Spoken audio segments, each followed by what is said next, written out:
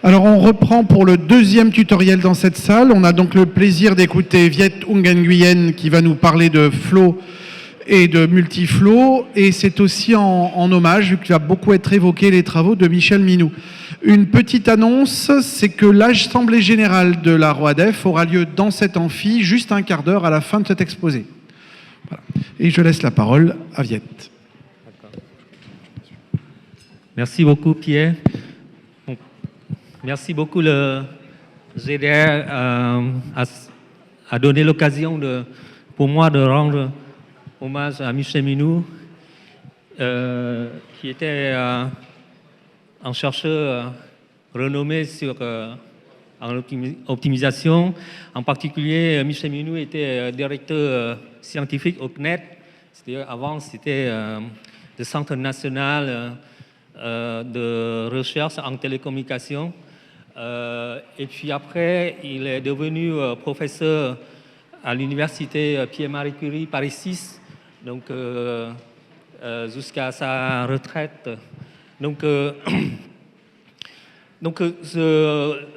but de cet exposé, c'est vraiment de faire un petit peu de fil conducteur évoluer dans le temps sur un sujet de recherche de Michel Minou. Et donc, même si je reste sur ce sujet, je n'aurai pas tout le temps pour raconter tous les travaux qu'il a fait sur le sujet. Et si vraiment je fais tout, je pense que je vais rester dans les années 80. Et donc, ça, c'est vraiment, j'ai pu choisir les sujets pour avoir un film conducteur, pour évoluer dans le temps, jusqu'à des travaux très récents de Michel. Et puis, je m'excuse aussi auprès d'autres personnes parce que je sais que le problème de multiflow, il y a beaucoup de variants, il y a énormément de gens qui ont travaillé sur des problèmes de multiflow, notamment dans les années, fin des années 90, début des années 2000. Donc, je pense à beaucoup de thèses qui ont été faites dans cette époque, de Adam Ourou, Walid Ben-Amer, Yann Varses, Ritanas. Donc, je m'excuse d'avance de ne pas citer beaucoup de monde et de rester vraiment sur les travaux de Michel. Et donc, je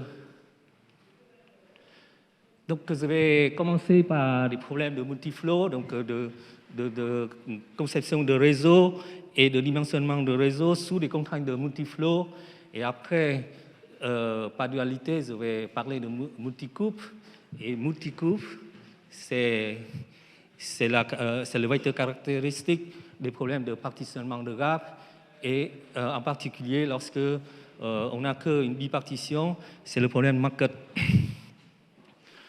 Donc, on va travailler sur un grappe non orienté. Donc, peut-être vous êtes habitués avec des grappes orientées, avec des problèmes de flow, mais on peut aussi travailler sur des graphes non orientés tant qu'on laisse la valeur de flow peut être négative. D'accord? Donc, UV si c'est positif, VU si c'est négatif. D'accord?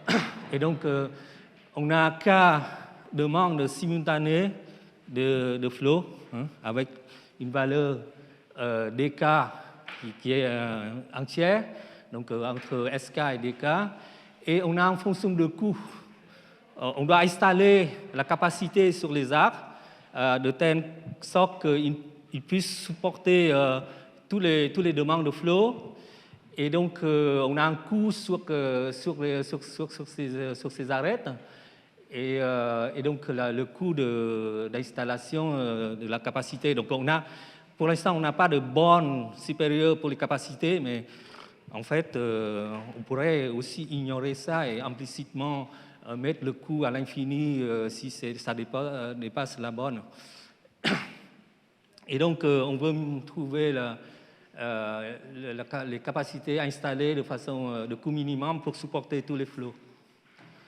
Pardon.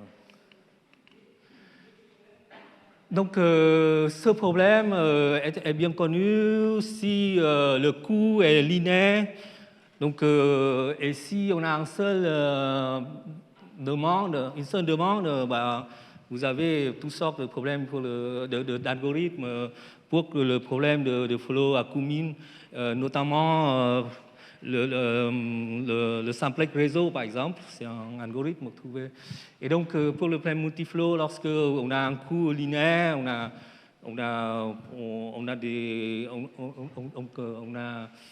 d'autres approches, donc je vais revenir. Hein. Donc, quand le coût est linéaire, donc comme on n'a pas de borne sur la capacité, vous voyez bien que, en fait, la solution, c'est de router le flow sur le chemin le plus court, d'accord, et donc l'ensemble de solutions est convexe, hein, et parce qu'il satisfait des contraintes de flow, enfin comment dire, de satisfaction de flow, enfin comment dire, de flow entrée égale flow sortie.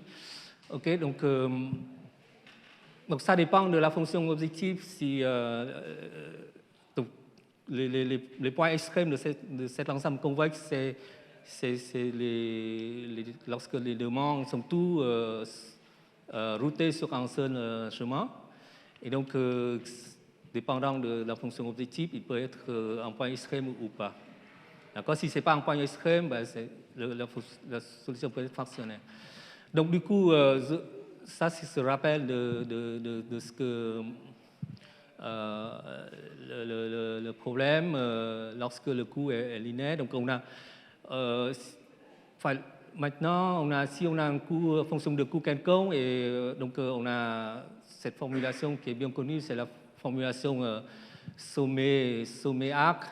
Et donc on a cette contrainte de flow, de demande flow. Donc il faut que le flow soit satisfait des contraintes de Kirchhoff sur les sommets intermédiaires est égal à 1 pour le sommet sortant et moins 1 pour le sourd et moins 1 pour le puits. D'accord? Et donc, voilà, donc ça exprime les équations de conservation de flow pour chacune des demandes. Et donc, on a la capacité installée, c'est la somme de toutes les capacités nécessaires pour chacune des demandes. D'accord? Et on minimise cette fonction sur les arcs. Donc, cette fonction, elle est séparable. Hein? Elle est séparable sur les arcs. Hein? D'accord?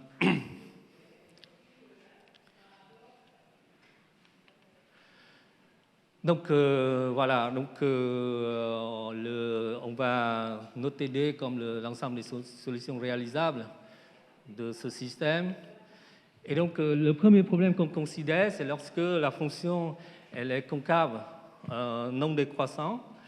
Et donc, cette propriété, elle reflète un petit peu le phénomène de économie d'échelle, c'est-à-dire que plus que vous utilisez, moins vous payez un coût limité. Donc, et donc, souvent, la fonction donc, appliquée à un arc, hein, prend en forme de la capacité installée à la puissance plus petite que 1, d'accord? Avec une constante multiplicateur. Donc ça, c'est concave. Et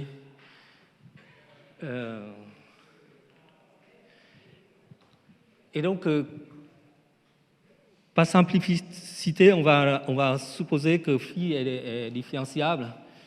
Et donc, par concavité, alors on a phi de x est plus petite que voilà, le développement limité dans un x étoile, dans un point x étoile.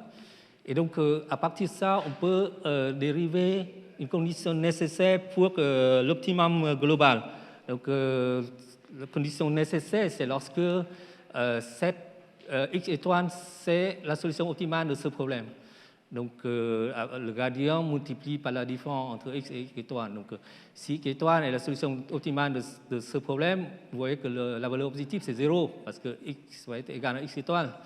Donc, s'il n'est pas optimal, ça veut dire que cette quantité, il y a un x tel que cette quantité soit plus petite que 0. Donc, si on monte ici, on voit bien qu'à ce moment-là, x étoile n'est pas optimal parce que phi de x est plus petit que phi de x étoile. OK? Et donc, cette condition est aussi une condition suffisante pour l'optimum local, c'est-à-dire que donc nécessaire pour global, mais aussi suffisant pour local. C'est-à-dire que ici, avec si x étoile, c'est la solution optimale de ce problème, on va pouvoir montrer que tous les dérivés directionnels à x étoile est positif, et donc f est localement croissant autour de x étoile, donc x étoile est bien en local, en optimum local. D'accord? Et on peut aussi démontrer qu'en optimum local, c'est nécessairement un point extrême du domaine des solutions réalisables. Donc, c'est-à-dire que tous les flows sont uniroutés. Et donc, avec ça, on peut avoir un algorithme de point fixe, c'est-à-dire que vous partez d'une solution x0, et puis vous répétez cet opérateur de point fixe, d'accord? Si xk n'est pas une solution optimale de celui-là, de ce problème, vous mettez xk plus 1, c'est la solution optimale, et puis vous répétez. Et donc, ce problème, c'est un problème linéaire, parce que le domaine, c'est linéaire, et puis cette fonction est linéaire. Et donc, par contre, on peut résoudre ce problème linéaire par un problème, en fait, c'est un problème de plus court chemin, parce que, en fait, si vous prenez vous mettez le coût, c'est le coût de phi prime sur tous les arcs, alors à ce moment-là, la solution optimale de ce problème, c'est le plus court chemin avec ce coût. D'accord? Et donc, le problème avec cet algorithme, c'est que dans la qualité de cette solution optimum locale, elle dépend beaucoup de la solution initiale. Et il y a des cas où tous les points extrêmes de D, c'est un optimal local. Et donc, quand vous appliquez l'algorithme, ça ne va prendre aucune itération. Ça reste déjà optimal. Et donc, Michel Minou a proposé une autre condition d'optimalité et qui est totalement combinatoire pour ce problème et qui s'avère être plus fort que la condition qu'on a vue. C'est-à-dire que, et c'est à partir d'une observation assez simple, c'est-à-dire x va être l'optimum global. Si ça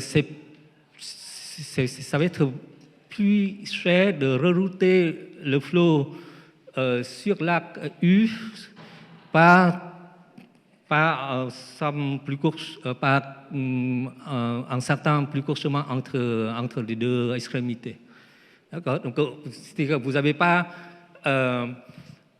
l'intérêt de rerouter le flow sur l'arc U. Donc, et c'est quoi ce plus court chemin? En fait, c'est le plus court chemin, c'est lorsque vous définissez sur chaque arc un poids qui est lorsque vous ajoutez le flux sur l'arc U, pour chaque l'arc V, vous ajoutez le flux sur l'arc U à V, et puis vous enlevez, ça c'est le nouveau coût, et vous enlevez l'ancien coût. Et donc ça c'est ce qu'on appelle, et après vous définissez le delta de V, c'est le nouveau coût moins le coût de U, parce qu'on va enlever le flot de U et puis on ajoute le flot traversé par V, hein, à la place de U. Donc le plus court chemin, c'est ça, c'est le plus court chemin de ce poids. Et donc si tous les delta de V est plus grand que 0, ça veut dire que c'est pas la peine de rerouter, on est à l'optimum. Sinon, on va essayer de recommencer avec le nouveau flow en enlevant les flots sur U et rerouter via le plus court chemin. D'accord? Donc c'est un algorithme glouton et qui, dans les expériences numériques, c'est produit systématiquement les meilleures solutions que l'algorithme précédent. Et donc, il y a un cas particulier des fonctions concaves séparables, c'est lorsque les fonctions, le deuxième problème, c'est lorsque les fonctions ils sont de coût linéaire avec un coût fixe. D'accord? Donc, si vous installez une capacité sur un arc U, vous avez un coût fixe et puis un coût proportionnel à la capacité installée. Donc, Michel, quand il travaille sur ce problème, il a observé qu'en fait, on peut améliorer l'algorithme glouton précédent avec l'observation suivante, c'est-à-dire que à chaque fois, la nouvelle solution calculée, elle est toujours plus grande que l'ancienne solution parce qu'on reroute, donc on ajoute des flots. Le flot qu'on enlève, devient 0. Donc, pour tous les flux strictement plus grands que 0, on ajoute des flots, donc on a une certaine monotonicité. Et donc, de même pour delta. Donc, en fait, l'idée, c'est qu'on n'a pas à recalculer tous les deltas, parce que si le delta le plus petit, il n'a pas changé, il va rester petit. Il va rester petit, donc on n'a qu'à recalculer les delta petits jusqu'à ce qu'elles ne changent pas de position. Et donc il a donné cet algorithme de glouton accéléré pour le problème de coût linéaire avec des coûts fixes. Et donc, ça a accéléré pas mal l'algorithme vu qu'on a recalculé 2 ou 3 valeurs de delta à chaque itération en moyenne. Et donc, avec un temps de CPU amélioré d'une centaine de fois. OK. Et donc, après, je vous parle maintenant de la formulation de Archeman pour le modèle multiflow. Donc, c'est une formulation où on a un nombre exponentiel de variables. Donc, on va avoir des variables x maintenant, c'est les variables n'est plus en flux sur un arc, mais en flux sur un chemin. Donc, on prend l'ensemble des chemins élémentaires possibles entre les couples de demandes, les extrémités de demande, et puis on a une variable associée à chacun des chemins, c'est la quantité de flot traversé par ce chemin. Et donc, la formulation est exponentielle au nombre de variables, vu que le nombre de chemins est exponentiel. Et donc, on peut donc cette formulation, elle est très utile lorsque on a la fonction de coût linéaire, et puis après, on peut faire la génération de colonnes. D'accord? Donc, elle est très efficace pour les fonctions de coût linéaire. Par contre, lorsque la fonction de coût qui n'est pas linéaire, donc on ne peut pas faire la génération de colonnes, on va essayer de d'extrait de cette formulation une autre formulation pour le problème de flow, c'est-à-dire au lieu d'avoir beaucoup de variables, on va avoir beaucoup de contraintes. Donc vous pouvez voir qu'on peut écrire ces contraintes sous forme plus petite ici que XU, c'est-à-dire que le volume de flow utilisé est plus petit que la capacité installée, donc ça ne va pas changer le problème. Et puis les flux traversés est plus grand que la demande, plus grand ou égal à la demande, donc ça ne va pas changer non plus le problème. Et donc si on écrit comme ça, on peut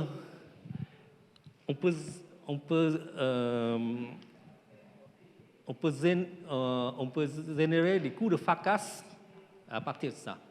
D'accord? Donc, les courbes de Farkas, la lemme de Farkas, elle donne des conditions nécessaires et suffisantes pour que ce système accepte une solution réalisable. Donc, par exemple, AX plus petit que B, donc on a sous la forme AX plus petit que B. Donc, c'est ça la condition de Farkas.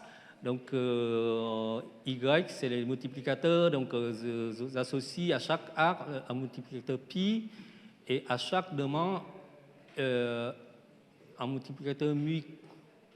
Et donc, cette condition est traduite par pi et mu sous cette forme. Et puis, cette condition est traduite par pi de x moins mu de d plus grand ou égal à 0. Et donc, on a une interprétation assez intéressante pour que cette contrainte, c'est que cette condition, c'est que mu doit être plus petit que pi sur tous les chemins. Donc, en fait, mu k, c'est le plus court chemin. Évalué par pi entre sk et tk. D'accord? Donc, mu k, c'est ça, c'est le plus court chemin. Et donc, si c'est le plus court chemin, on va noter en quantité de θ pi de cette façon. C'est les plus courts chemins multipliés par la demande. Et puis, la somme de pi sur les capacités. Donc, la somme de pi sur les capacités devait être plus petite que θ pi. Donc, et ça s'appelle les contraintes métriques. Et donc, ça donne une autre formulation pour le problème de multiflow, c'est vous minimisez la fonction phi sous les contraintes métriques, parce que les contraintes métriques sont des conditions suffisantes et nécessaires et suffisantes pour qu'il y ait une solution réalisable. Donc, et cette formulation, elle est intéressante puisqu'elle n'a pas des variables dépendant de demande, mais elle regroupe. Maintenant, elle n'a que des variables sur les arcs.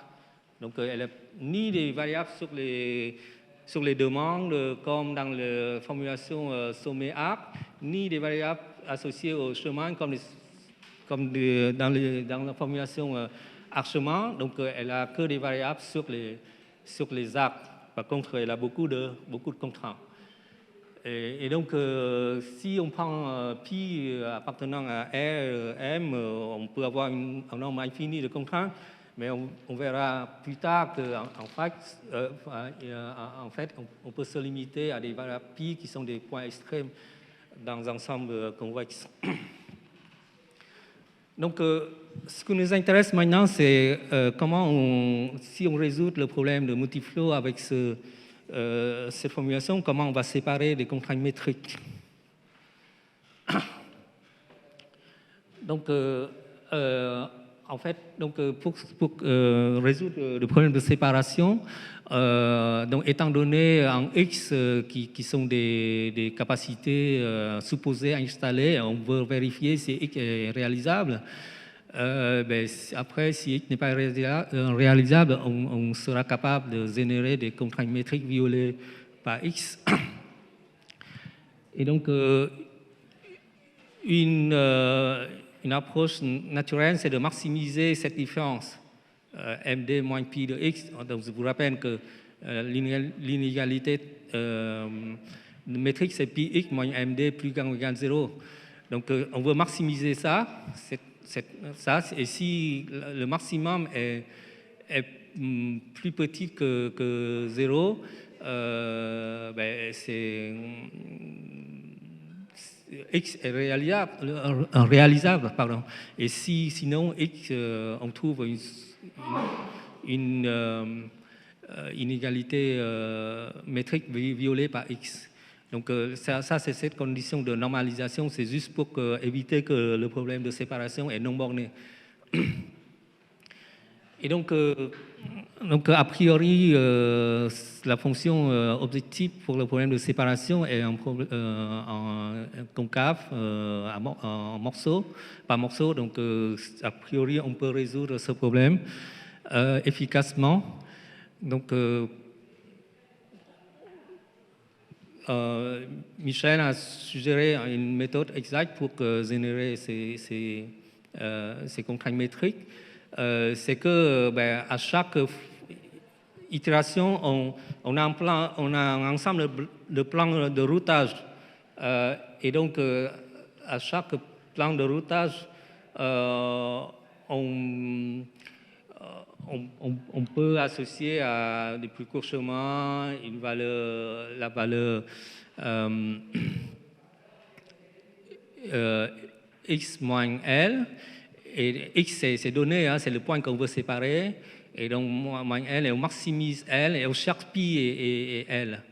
Et donc, si L est plus petit que 0, ça veut dire que le max, ça c'est une relaxation hein, du problème des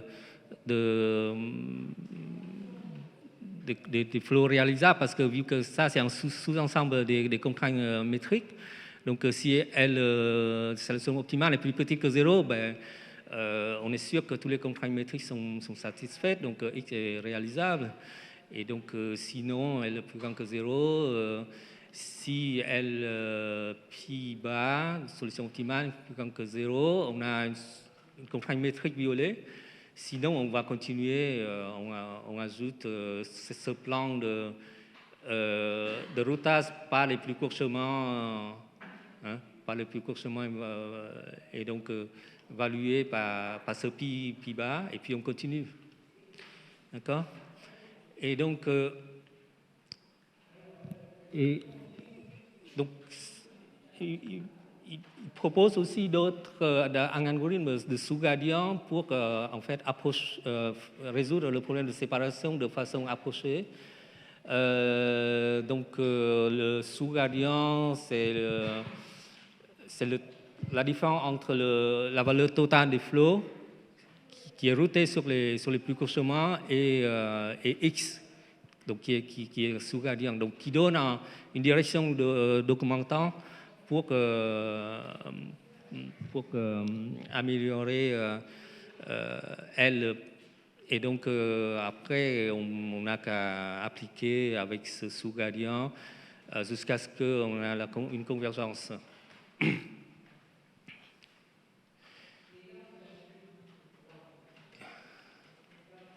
Et donc, dans la plupart des cas, en pratique, l'algorithme de sous-gradient marche très bien. Et il trouve une égalité métrique violée après quelques itérations seulement. Donc, la formulation avec les inégalités métriques est assez intéressante lorsque vous avez des multiflots qui sont insatisfaits, mais qui ne sont pas de façon simultanée. C'est-à-dire qu'à chaque moment, vous êtes demandé à pouvoir router au moins de ces multiflots. D'accord? Un de ces multiflots. Donc ça peut être utilisé pour modéliser des scénarios de panne. D'accord? Donc, par exemple, vous avez un certain nombre de scénarios types de panne, et dans chacun des scénarios, vous avez des demandes à satisfaire, absolument satisfaire, mais malgré la panne, vous pouvez exprimer la formulation avec des des inégalités métriques pour chacun de scénarios. Et donc, après, vous pouvez utiliser une approche de plan coupant à générer des inégalités métriques violées à chaque itération jusqu'à ce que ça converge. Et donc, Michel a travaillé avec Zero en 1981 sur cette approche. Et donc, le dernier cas que j'aborde sur ce problème de conception de réseau sous les contraintes de multiflow, c'est lorsque les fonctions de coût est discrète et escalier est discrète. Et ici, peut-être Arnaud parle mieux que moi, si tu me corriges si je dis des bêtises. Alors, donc c'est un travail, essentiellement le travail de thèse de Arnaud Klippen. Et donc on a des variables, X, c'est la capacité à installer sur chaque arc. Donc ici, on a une borne supérieure. Et donc la fonction de coût, maintenant, c'est discrète, c'est défini sur des valeurs discrètes, d'accord, qui sont ordonnées. Et donc, avec des valeurs qui sont aussi discrètes. Et donc, si la capacité installée est entre deux valeurs discrètes, ben, elle prend le coût de la valeur supérieure. D'accord? Et donc, on voit que cette contrainte de borne supérieure peut être prise en compte de façon implicite si on ne définit pas la fonction de coût pour les valeurs supérieures à la borne. Et donc pour modéliser cette ces valeurs discrètes, ben, on ajoute des variables 0, 1, et qui modélisent le fait que si la capacité installée est plus grande que le seuil en bas ou pas, la valeur discrète inférieure ou pas. Si c'est plus grand, alors la variable binaire est égale à 1. Donc pour dire que x est plus grand, xu est plus grand que cette valeur-là. OK? Et puis après, la fonction de coût, ça va être l'accumulation des différents dans chacun des niveaux avec mu. Okay. Et puis, les contraintes métriques aussi, on peut réécrire avec les variables m de cette façon. Tout simplement, ici, cette quantité égale à xu, en fait. OK. Et donc, ce qui est important dans le travail ici, c'est que c'est dans la génération des contraintes métriques. Et en fait, toutes les procédures qu'on a vues auparavant, ils génèrent la contrainte métrique la plus violée. Donc, une seule contrainte métrique à la fois. Et donc, ici, le travail a souligné l'importance de la génération de plusieurs inégalités métriques violées à la fois. Et ensuite, ce qui est intéressant, et je trouve très intéressant, c'est que le travail a révélé le fait que, en fait, les contraintes métriques les plus importantes, c'est les contraintes qui correspondent à une bipartition des sommets du graphe. Donc ici, par exemple, vous voyez bien que si les contraintes métriques, si xu, si le plus court chemin, c'est juste des arêtes de la coupe, c'est-à-dire qu'à ce moment-là, le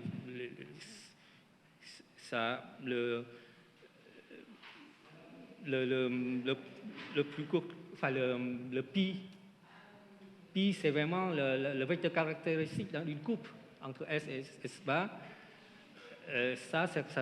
Ça correspond à une bipartition des sommets du graphe, et donc ça c'est une classe particulière des contraintes métriques, et en fait, ce qui est étonnant, c'est qu'ils sont presque suffisants pour résoudre le problème de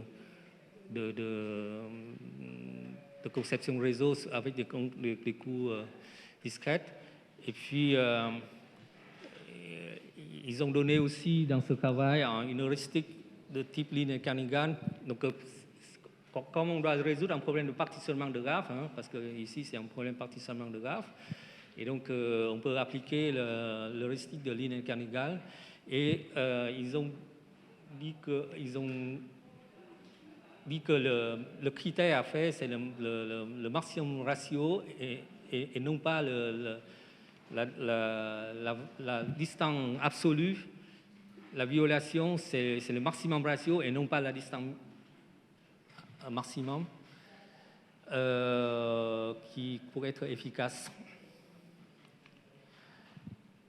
Donc, si on revient à ces contraintes métriques, on voit bien qu'on n'a pas à considérer toutes les valeurs de pi possibles. On peut se limiter à considérer que les pi tels que la valeur de pi entre deux sommets, c'est vraiment la valeur de court chemin. D'accord? Puisque là, à ce moment-là, le m ici devient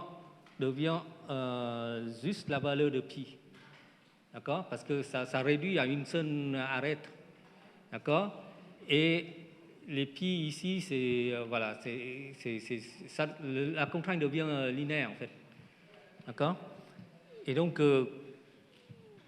si on prend que, vous pouvez voir que pourquoi c'est valide, puisque si on prend que les plus courts chemins ici, ça diminue la... bon, je vais peut-être passer de cette explication. Donc en fait, tous ces pi qui sont donc l'arête et le plus court chemin satisfait cette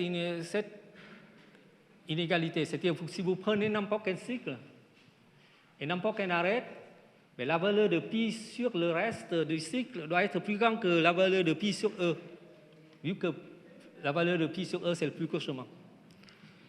Donc, en fait, ça définit une cône en fait, qui s'appelle le cône de métrique et un cône qui s'appelle un cône métrique. Et donc, en fait, la séparation des unités métriques, c'est réduit maintenant à la minimisation d'une fonction linéaire, ça devient linéaire, sur le cône métrique. D'accord? Et donc le cône métrique peut être défini par des contraintes de cycle. Donc on peut se limiter aussi à des cycles sans corde. Et donc, il savait que ce cône de métrique, c'est une relaxation de l'enveloppe convexe des multicoupes. D'accord? Parce que pi, en fait, pi satisfaisant ça, c'est qui peut être aussi une vecteur caractéristique dans une multicoupe. D'accord? Donc, ça, c'est une relaxation de l'enveloppe convexe des multicoupes. Et donc, qui dit une multicoupe, c'est dit un partitionnement de graphe. Donc, ça, c'est aussi une relaxation linéaire du problème de partitionnement de graphe.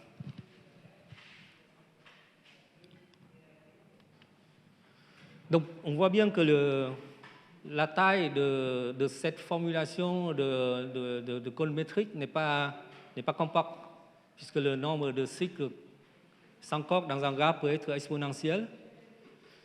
Et donc, par contre, la séparation de cette inégalité, vous pouvez voir assez aisément que le problème de séparation de cette inégalité est polynomial. C'est aussi un problème de plus court chemin. Et par contre, on peut... ah oui, si la coupe, si on veut une bipartition, c'est une coupe au lieu de multicoupe, on doit ajouter des choses dans des inégalités de plus. Et c'est ces inégalités-là qui va généraliser les inégalités de cycle qu'on a vues ici. Donc ça, en fait, au lieu de dire que si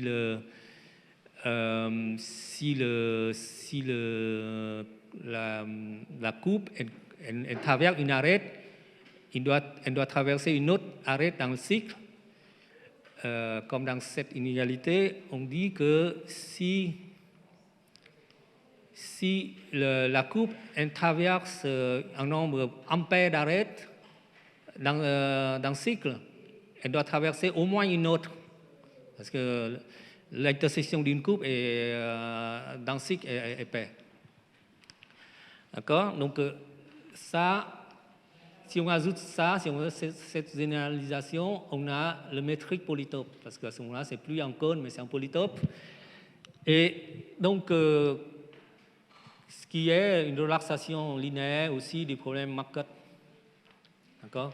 Il est un peu plus fort que la relaxation linéaire du problème Marcotte. Donc, c'est une relaxation du problème Marcotte. Donc, et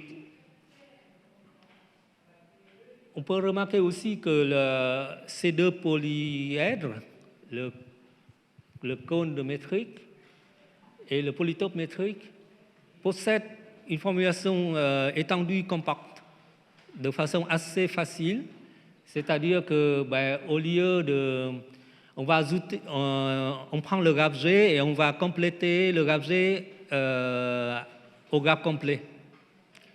Donc, en termes de coût, on va ajouter des arêtes de coût zéro. Et donc, comme dans l'ensemble de cycles sans corde dans un graphe complet, c'est des triangles. Et donc, on peut exprimer les contraintes de métrique pour ces triangles. Donc, ça, c'est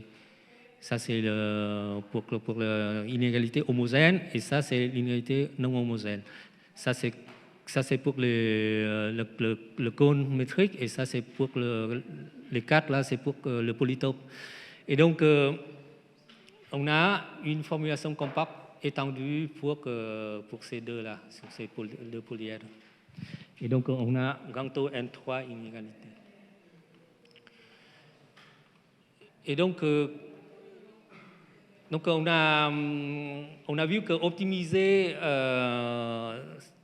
une fonction linéaire sur ces polyèdres peut être utile pour le problème de conception de réseau, c'est-à-dire générer des inégalités métriques violées, et puis aussi pour résoudre le problème Marcotte, parce que ce sont tous des relaxations. Donc pour le polytope, c'est une relaxation du problème Marcotte. Donc, par contre, optimiser sur ce problème est assez difficile, même si on a une formulation compacte, mais cette formulation compacte est très dégénérée. Et donc, par exemple, il y a d'autres des travaux précédents à proposer de dualiser des contraintes dans une approche de lagrangienne. Et donc, avec Michel, on s'est dit que quand on prend un graphe et on complète, surtout quand le graphe est sparse et creux, et quand on complète avec des arêtes du graphe complet, on va ajouter beaucoup d'arêtes qui n'étaient pas dans le graphe, et souvent peut-être beaucoup de triangles dont il n'y a aucune arête dans le graphe original. Et ces triangles peuvent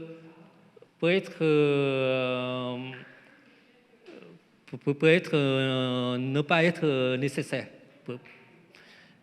peut être non nécessaires.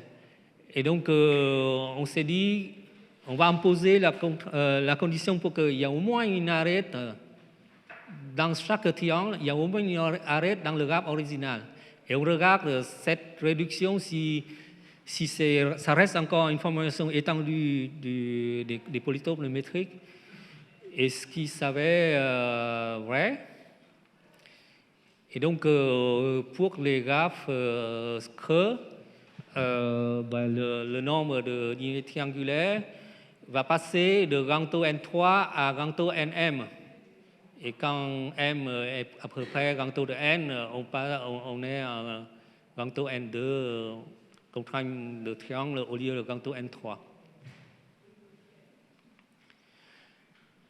Et donc la preuve, elle est assez simple à voir, donc je me permets de mettre ici. Donc ça, c'est la réduction hein, dans le graphe. On est toujours dans le graphe complet, mais on ne prend pas tous des ensembles de triangles pour exprimer la contrainte métrique, mais on prend que des triangles qui contiennent au moins une arête du graphe original. Et donc, on voit bien que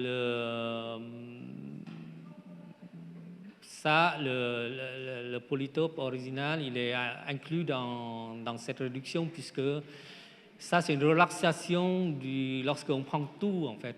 La relaxation, donc il contient, lorsqu'on prend tous les triangles, il contient le polytope lorsqu'on prend tous les triangles. Et donc, comme le polytope original est égal à lorsqu'on prend tous les triangles, donc il est inclus là-dedans.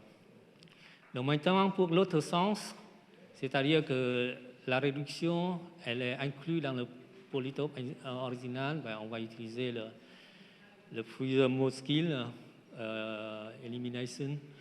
Donc ici, vous avez une contrainte de cycle avec plus ici, c'est les arêtes appartenant à F. Donc, on a 5 arêtes appartenant à F et les autres n'appartenant pas à S. Donc, la contrainte, c'est XF moins XC moins F, plus petite que F moins 1. Donc, là, on a des moins et des plus, et c'est des signes de la contrainte dans du coefficient dans la contrainte. Et donc ici, on peut... Donc là, c'est des contraintes de triangle. Et donc je peux trouver un ensemble de contraintes de triangle qui élimine tous les arêtes à l'intérieur et qui garde les arêtes dans le cycle original. Donc du coup, si tous ces contraintes, ils sont satisfaits, alors celles-là aussi. Donc on voit bien que les contraintes de triangle permettent, contenant une arête du graphe original, permettent d'exprimer toutes les contraintes de cycle dans le graphe original. Donc, on peut utiliser ça pour appliquer au problème de partitionnement de graphes, parce que ça, c'est modélise des multicoupes, et des multicoupes, ça correspond à des partitionnements du graphe. Et donc, dans le problème de partitionnement de graphe, il n'y a pas que les contraintes de partition, mais il y a d'autres contraintes supplémentaires, par exemple, les contraintes de sac à dos pour chaque camp de cluster. Il faut que la somme on a un poids sur les sommets, et il faut que la somme des sommets dans un cluster soit plus petite qu'une constante. D'accord? Donc, on peut... Et la question, c'est que la réduction tout à l'heure, est-ce que ça marche, ça reste encore valable quand on a des contraintes supplémentaires? Et donc, aussi, on peut avoir d'autres contraintes supplémentaires pour le graphe de partitionnement. Par exemple, le problème de conception de réseau SONET SDH. Et donc, maintenant, on doit partitionner l'ensemble de sommets en des clusters. Et dans chacun des clusters, on va relier par un anneau de réseau. Et après, on a un réseau d'interconnexion qui connecte des anneaux. Et donc, ça, c'est les contraintes, ça, c'est la configuration SONET HDH pour les réseaux optiques. Et donc, la capacité dans le cluster, c'est tous les trafics à l'intérieur du cluster plus les trafics vers l'extérieur. Donc, il faut que cette capacité soit bornée. Et donc, pour exprimer cette capacité, on devait avoir une contrainte, quadratique, en fait, pour ça. Donc, on pose la même question, est-ce que avec ces contraintes supplémentaires, la réduction tout à l'heure reste encore valable, c'est-à-dire elle maintient la qualité de la relaxation linéaire ou pas?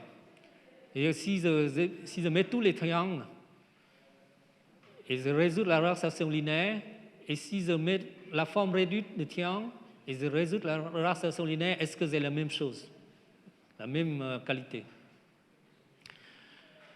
Donc, on a montré que c'est oui, sous certaines conditions sur la contrainte supplémentaire, de monotonicité sur les contraintes supplémentaires, et donc les contraintes de sac à dos et les contraintes de capacité pour le problème de sonnette ACDA satisfait cette contrainte.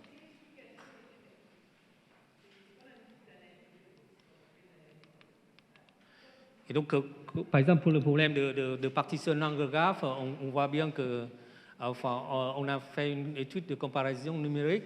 Donc ça, c'est, on résout le problème avec le problème 0,1, avec tous les contraintes, tous les triangles exprimés dans taux de N3. Là, c'est le temps pour résoudre la relaxation linéaire avec tous les contraintes. Là, c'est la forme réduite 0,1 et la forme réduite relaxation linéaire. Donc on voit bien qu'on gagne un facteur assez grand, hein, en termes de résolution.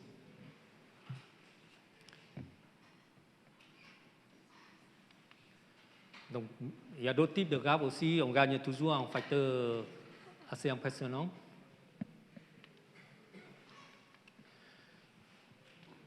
Attends. 2 minutes? 1 minute? OK. Donc, on a vu que le métrique polytope aussi, ça sert aussi à faire c'est une relaxation du premier market. Et donc, on a les mêmes réductions. Et en fait, c'est pas le temps, mais récemment, on a travaillé sur cette formulation mixte du market, et cette formulation qui était déjà connue dans la littérature, mais il n'est pas utilisé puisque la relaxation linéaire, elle est vraiment très mauvaise.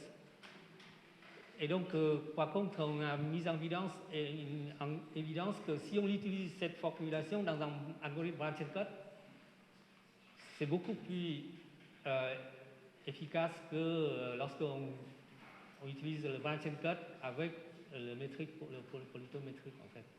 Donc en fait, donc des fois, une formulation avec une relaxation linéaire très faible qui marche pas, on pense marche pas, mais des fois ça peut marcher. Et parce on a montré que brancher sur une variable entière de cette relaxation peut valoir une génération, une validation d'un nombre exponentiel de contraintes de cycle. Et donc voilà, on a les résultats. Et donc voilà, donc c'est pour conclure. Donc dans cet exposé, on a vraiment se concentrer sur une toute petite part des travaux de Michel, et donc qui a fait énormément de choses dans beaucoup de domaines. Et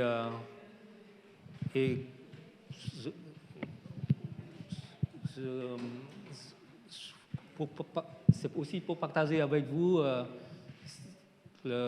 l'expérience d'une collaboration avec Michel, c'est-à-dire qu'on va commencer un voyage vers l'infini en fait, et il y a toujours des choses à résoudre, toujours des nouvelles idées, toujours des nouvelles découvertes, et c'est très agréable de travailler avec Michel. Et donc, voilà. Merci beaucoup.